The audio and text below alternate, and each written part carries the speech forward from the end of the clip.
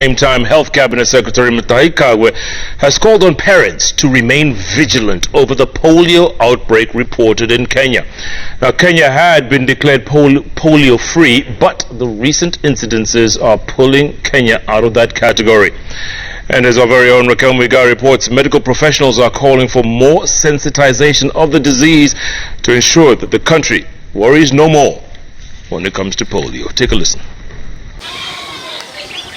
The life of 45-year-old Aden Bile Hassan in Garissa has revolved around slow movements, seemingly appearing to others that he savors every step he takes. But only he knows too well what polio can do. He was barely 5 years old when it all began.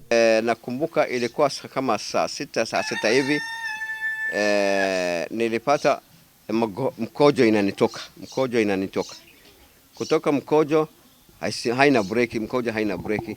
Mkono hii ikikaa namna hii, kuweka namna hii, waka binadamu mwingine, baba ama mama ama dada ageuse. His parents, he says, opted to seek help from religious leaders, given that at the time, medical care was not an immediate response to such.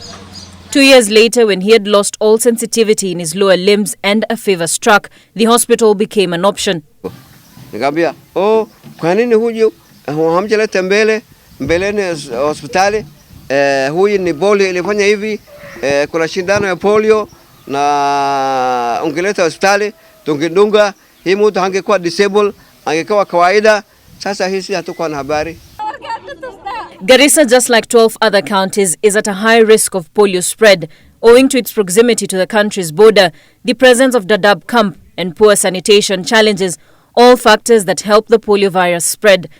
It's often transmitted by what we call the fecal-oral route, meaning if you ate anything that was contaminated with the virus, you are potentially at risk of being infected. According to the World Health Organization, the latest cases in Kenya were identified in late January in Garissa and Mombasa. The government had by then not declared it a national emergency as per protocol. 3 cases were among children and another 3 were identified from sewer samples, a situation that necessitated an immunization campaign in 13 high-risk counties, including Isiolo, Kajiado, Kiambu, Kilifi, Kitui, Lamu, Machakos, Mandera, Nairobi, Tana River and Wajir. As at day 4, which is today, some 2.5 million children below the age of 5 years have been reached and vaccinated against the target of 3.45 million. According to the government routine immunization program, the polio vaccine is issued to children at birth and then later when they are 6, 10 and 14 weeks. They could also get booster shots up to the age of 5. Getting this dose even now is not something to be afraid of, as doctors say. The polio virus, like many other viruses, there's no cure. Your inborn army, immune system, needs constant reminder so that in the event it encounters this strain that was detected in Garissa, for example, it is ready.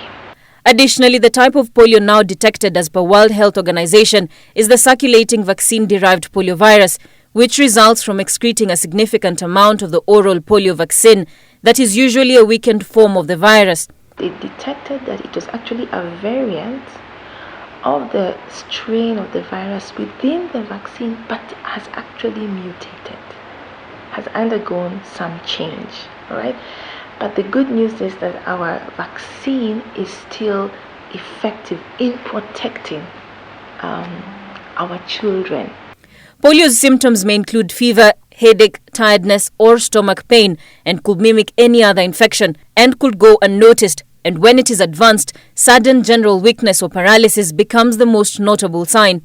No cases of child polio paralysis have been detected as of yet in the 13 high-risk counties, and the Ministry of Health hopes that the immunization campaign will do just that, given that the World Health Organization cites that even if one child tests positive for the virus, another 200,000 children are at risk of contracting the same. It is now upon parents and caregivers to ensure that their children are immunized against polio. For Aden Bile Hassan, Garissa County continues to be his preaching field on what polio is and what it can do. Raquel Mwiga, Citizen TV.